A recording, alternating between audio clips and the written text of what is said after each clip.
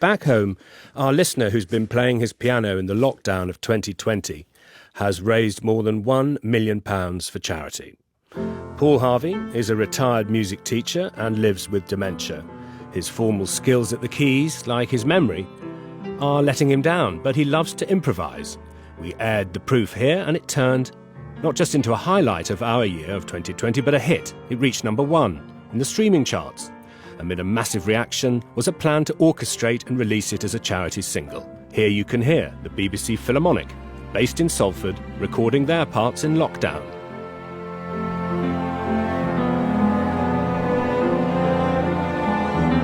The piece, 4 Notes, Paul's Tune, was unveiled here on a Sunday morning first, a few months ago. TV colleagues at BBC Breakfast took up the tale, prompting a single donation of £1 million, and praise from Stephen Sondheim. Thank you for that lovely tune that you invented, which I can't wait to steal.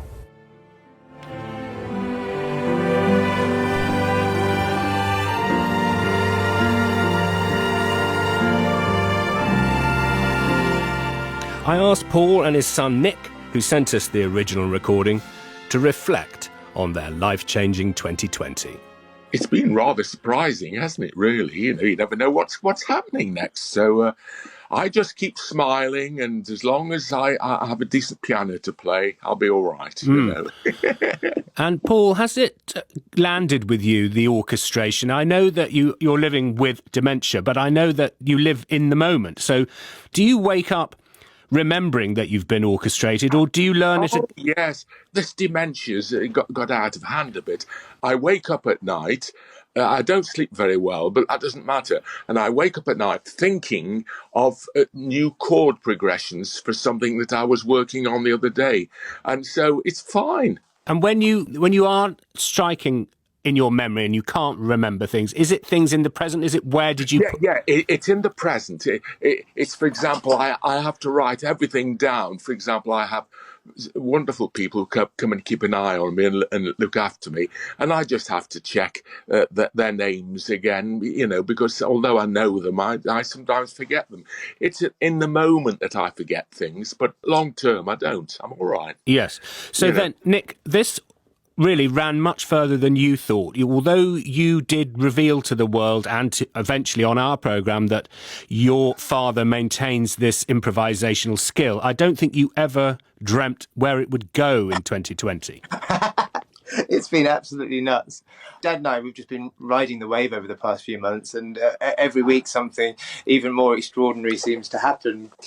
I just have to really thank you and your listeners for making it happen, because honestly, were it not for your listener writing in and suggesting that Dad's improvisation that you aired was orchestrated, none of this would have ever happened. And it's just been the most wonderful roller coaster. And for me, all the time, my priority has been Dad, and it's given him a new lease of life. He seems years younger than he was a few months ago. He's got a spring in his step and is much more positive, and it's just really wonderful, and long may it continue.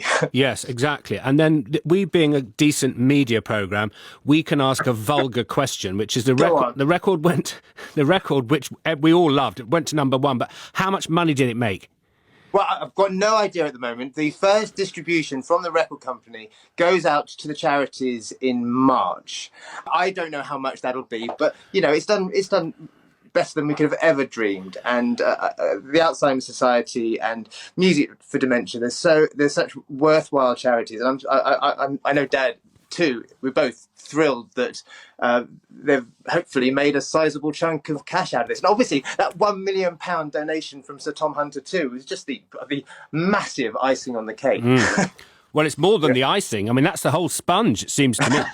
It is. That's the whole bakery. Nick, along the way, students got in touch with us, former pupils of yours, and did you remember them? I mean, what did you see when you saw these faces of adults who you'd met as children? I was very, very moved.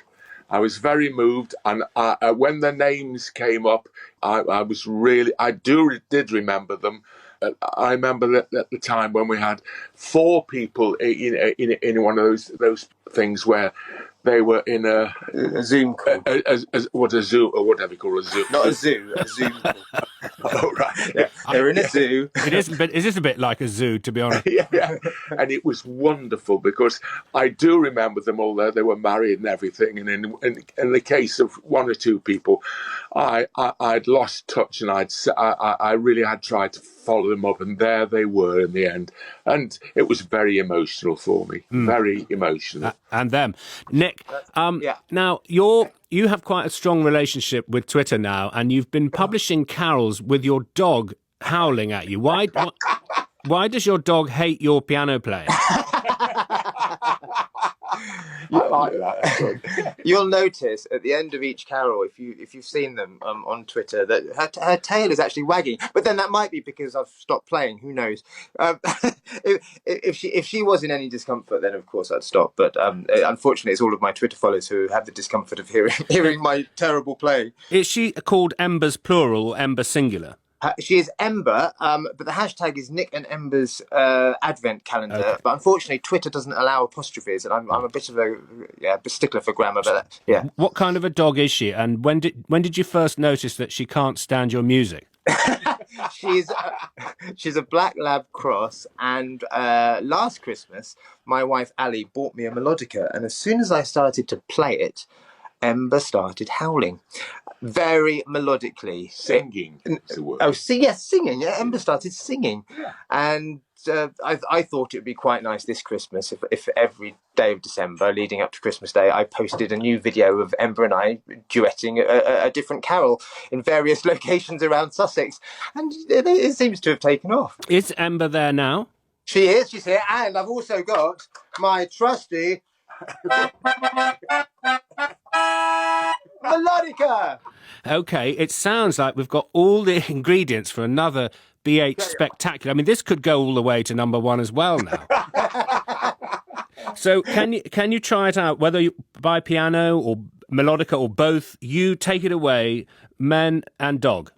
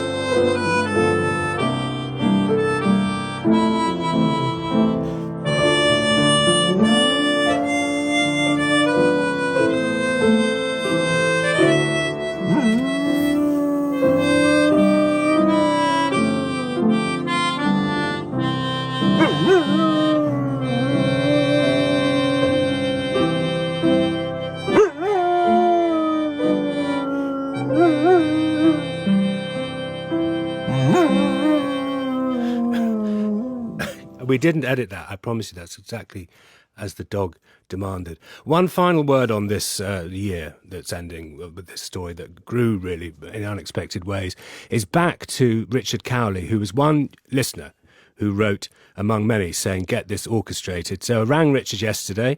It turns out he has personal family experience of dementia, and he said that this story had lifted his spirits in a bad year.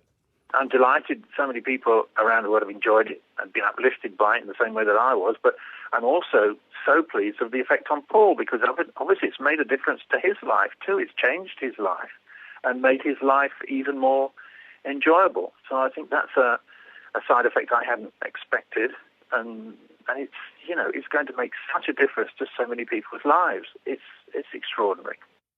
Well, there we are. That brings to a close our coverage looking back at that, but I'm sure we'll touch in the coming months.